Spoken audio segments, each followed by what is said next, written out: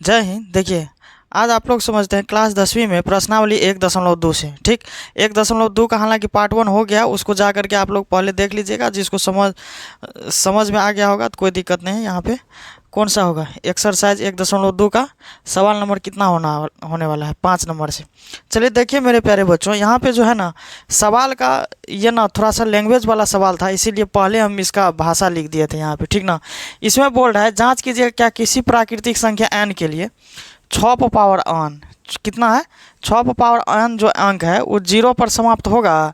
इसका कहने का मतलब है कि ये जो प्राकृतिक संख्या है ये कितना पे है, 6 पावर n पे। कितना पे है, 6 पावर n पे। तो ये अंक 0 पर कभी भी समाप्त हो सकता है।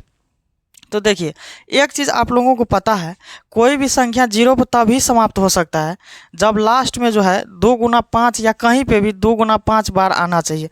जैसे किसी भी चीज़ में जब तक 2 गुना 5 नहीं होगा 10, तब तक किसी भी संख्या के लास्ट में 0 नहीं आएगा। आएगा बताइए आप लोग? तब तक नहीं 0 आ सकता है जब तक कि लास्ट में या कहीं पे भी 2 गुना 5 कम से कम नहीं आए। तो 2 गुना 5 के फॉर्म में आना ही चाहिए कोई भी संख्या लास्ट में कहीं पे भी। लेकिन जब आप 6 पावर n को तोड़िएगा, इसको पहले समझिए तब हम लिखने का बात कीजिएगा।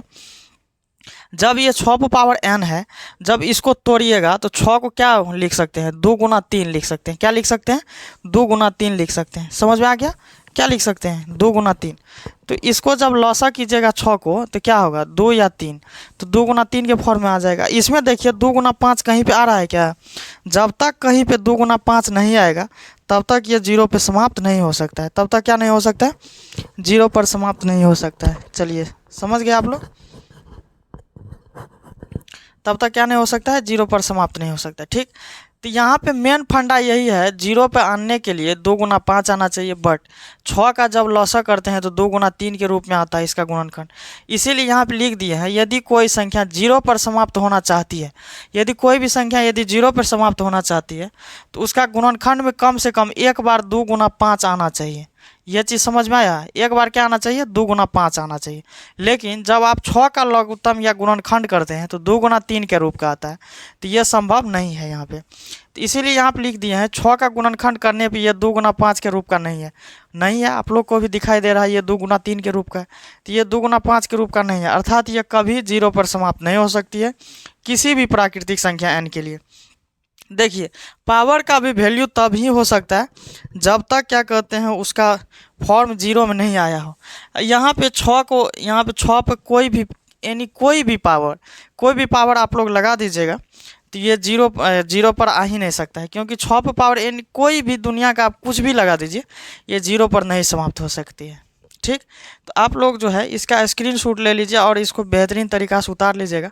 इसमें कोई खास फंडा नहीं है। 6 को जब तोड़िएगा तो 2 गुना 3 के रूप का आता है, 2 गुना 5 के रूप का आएगा नहीं। और जब तक 2 गुना 5 के रूप का आएगा नहीं तब तक ये जो है 0 पर समाप्त हो ही नहीं सकता है। बस इसका फंडा यही है। चलिए आप लोग उतार लिए। अब सवाल नंबर 6 को समझते हैं। देखिए इसमें क्या कह रहा है, व्याख्या कीजिए कि 7 गुना 11 गुना 13 प्लस 13 और ये जो दिया है सारा भाज्य संख्या क्यों है। यानी कि अब जो ये सारा डाटा दिया गया है ये अलग है, ठीक, ये भी अलग है, तो ये दोनों भाज्य संख्या क्यों है। सबसे पहले मेरे प्यारे बच्चों इसमें समझने की बात यह है कि भाज्य संख्या होता क्या है। क्या समझने की जरूरी है, भाज्य संख्या। देखिए भाज्य संख्या का मतलब होता है कि वो सबसे पहले जो एक होता है ना उससे कटना चाहिए। किससे कटना चाहिए, एक से। उसके बाद जो वो खुद डेटा है उससे कटना चाहिए, यानी कि स्वयं से। और इसके बाद किसी भी प्राकृतिक संख्या से, कोई एनी प्राकृतिक संख्या किसी भी प्राकृतिक संख्या से कट जाए तो ये क्या हो जाता है, भाज्य संख्या। सबसे पहले इस भाज्य संख्या को फंडा को मेरे प्यारे बच्चों समझिए, जो कि बहुत लोगों को अभी नहीं पता होगा, क्योंकि आप लोगों को 10th में ये पहली बार आप लोग को मिला है और इससे पहले बहुत ही कम यूज होता है भाज्य संख्या। तो भाज्य संख्या होता क्या है, जो खुद यानी कि एक से तो कटना ही चाहिए, एक पूरा फिक्स रहता है, एक से कटना चाहिए। उसके बाद जो भागा में है यानी कि स्वयं से कटना चाहिए। इसके बाद किसी और एक प्राकृतिक संख्या, 2 को तो है, उसके बाद अलावा प्राकृतिक संख्या। जिस तरह से अभाज्य संख्या होना, अभाज्य संख्या जो था उसमें क्या सब था, एक से तो कटना चाहिए और स्वयं से। तो 2 को चीज़ से आप आभाज्य संख्या हम काटते थे, लेकिन इसमें और तीसरा बढ़ गया प्राकृतिक संख्या, जिसमें देखिए जैसे एक एग्जाम्पल लेते हैं भाज्य संख्या के लिए, 4 लेते हैं मान के चलिए। 4 देखिए एक से तो कट रहा है, कट रहा है कि नहीं कट रहा है। उसके बाद देखिए ये स्वयं यानी कि 4 से भी कट रहा है। इसके बाद देखिए ये किसी भी प्राकृत संख्या यानी कि 2 से कट रहा है।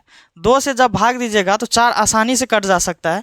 इसके बाद देखिए ये 1 से भी कट रहा है और स्वयं से भी कट रहा है। स्वयं ये क्या है 4 है, 4 से 4 आसानी से कट रहा है। इसके बाद देखिए 2 है तो 2 से भी आसानी से कट रहा है। तो 2 एक एनी प्राकृत संख्या है यानी कि 3 संख्या से कटना चाहिए कम से कम एक भाज्य संख्या होने के लिए। क्योंकि देखिए सारा के सारा खेल जो है ये संख्या के ऊपर डिपेंड करता है कोई भी संख्या होने के लिए। तो सबसे पहले 1 से कट रहा है, इसके बाद 4 ये स्वयं से कट रहा है, इसके बाद 2 भाज्य संख्या ये खुद से कट रहा है।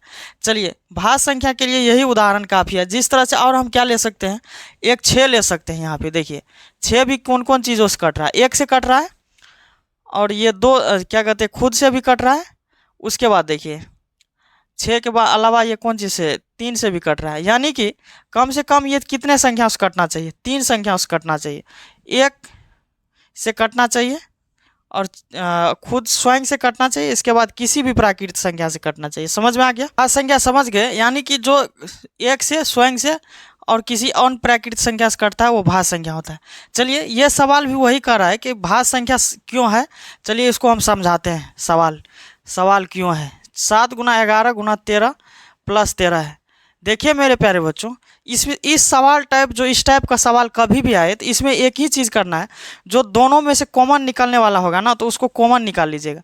जैसे 13 इन दोनों में कॉमन निकलने वाला, निकालिए इसको तो क्या बच जाएगा, 7 बच जाएगा, 11 बच जाएगा। 13 जब निकल गया तो 1 बच जाएगा, प्लस ये 13 है ना, 13 निकल गया तो क्या बचेगा, 1 बचेगा। इसको ऐसे लिख सकते हैं कोष्ट में 77 प्लस 1। इसको देखिए 13 गुना 77 1 कितना हो गया 78। इसको ऐसे लिख सकते हैं 1 गुना 13 गुना 78। देखिए ये 3 संख्या से विभाज्य है कि नहीं है, क्या को संख्या से विभाज्य है, 3 संख्या से विभाज्य है। एक स्वयं से, एक से प्राकृत संख्या से। ये किसी भी प्राकृत संख्या से है ना विभाज्य, लेकिन ये 3 संख्या से विभाज्य है। इसीलिए कौन सा संख्या हो जाएगा, यह भाज्य संख्या। तो इसको कह सकते हैं यह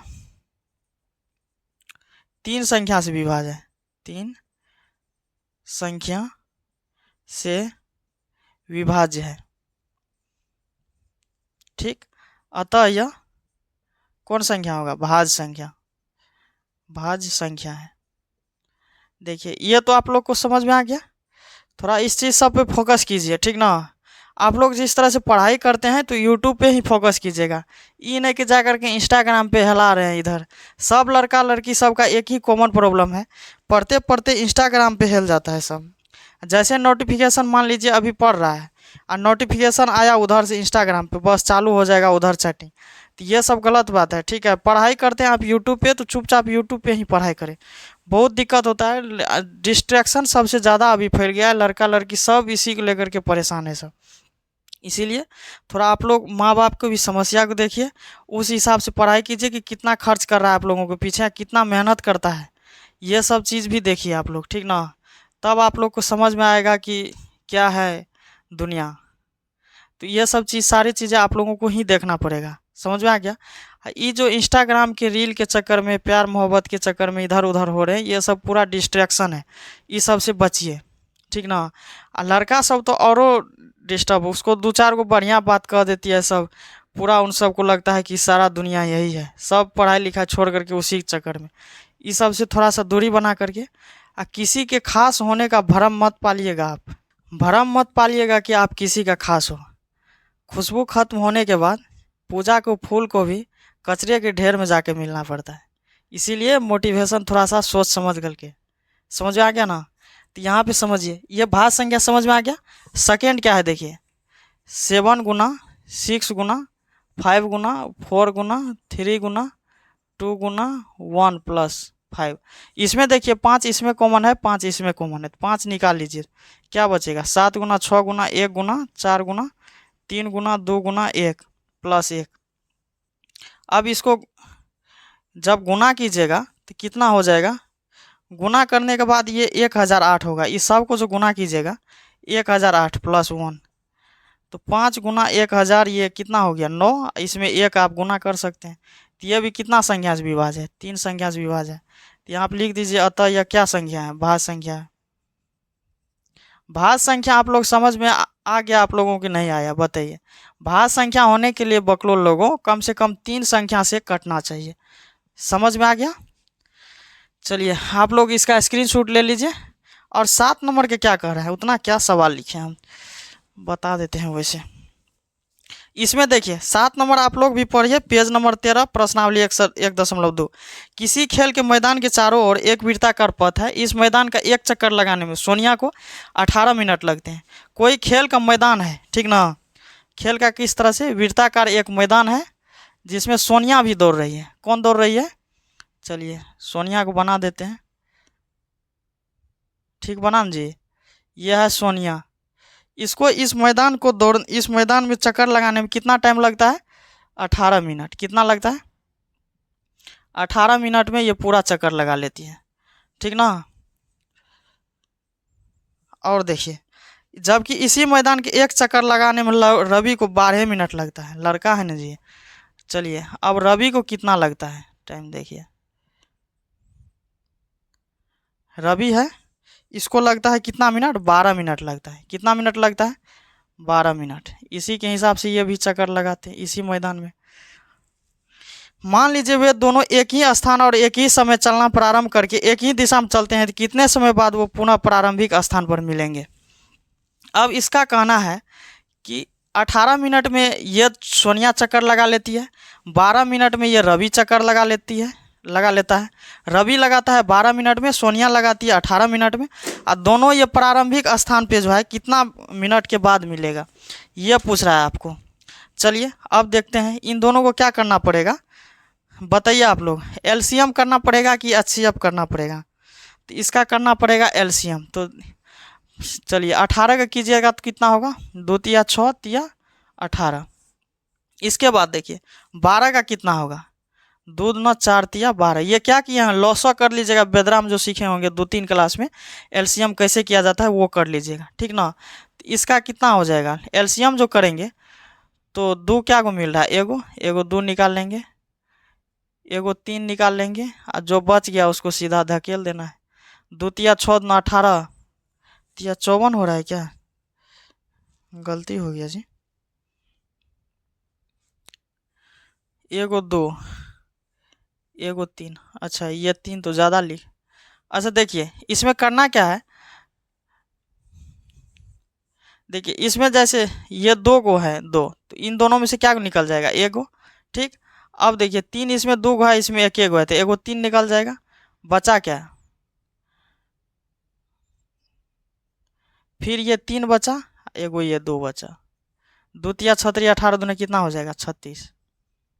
इसको समझिए 2 गो 2 है तो एगो निकला। इसमें देखिए एगो 3 ये, एगो 3 ये, तो एगो निकल गया। एगो 3 ये, एगो 2 ये, तो दोनों मिलाकर 2 तिया 6 तिया 18 दूने कितना हो गया? 36 मिनट। तो प्रारंभिक स्थान पे ये कितना मिनट के बाद मिलेगा? 36 मिनट के बाद मिलेगा। कितना मिनट के बाद मिलेगा? 36 मिनट के बाद। ये जब 18 के मिनट में चक्कर लगाती है 12 मिनट में, तो ये कितना मिनट में लगा देगा? 36 मिनट में। तो प्रारंभिक स्थान पे कितना मिनट बाद मिलेंगे? 36 मिनट बाद। चलिए आप लोगों को ये चैप्टर खत्म होता है, प्रश्नावली 1.1। और देखिए आप लोग को जिसको जिसको समझ में मैथ कम आता है, कम से कम हर सवाल को 3 बार बनाइएगा। आप लोगों को होमवर्क है, कितना बार बनाना है? 3 बार बनाना है।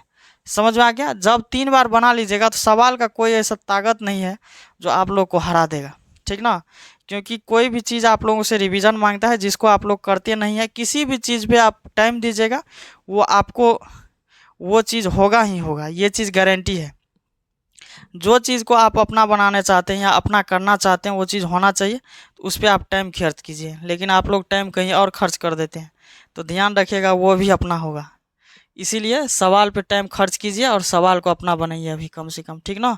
तो नया आप लोग अभी 10वां में गए हैं, इसलिए धीरे धीरे आप लोग पढ़ने पे फुल फोकस कर दीजिए। चलिए आप लोगों को समझ में आ गया?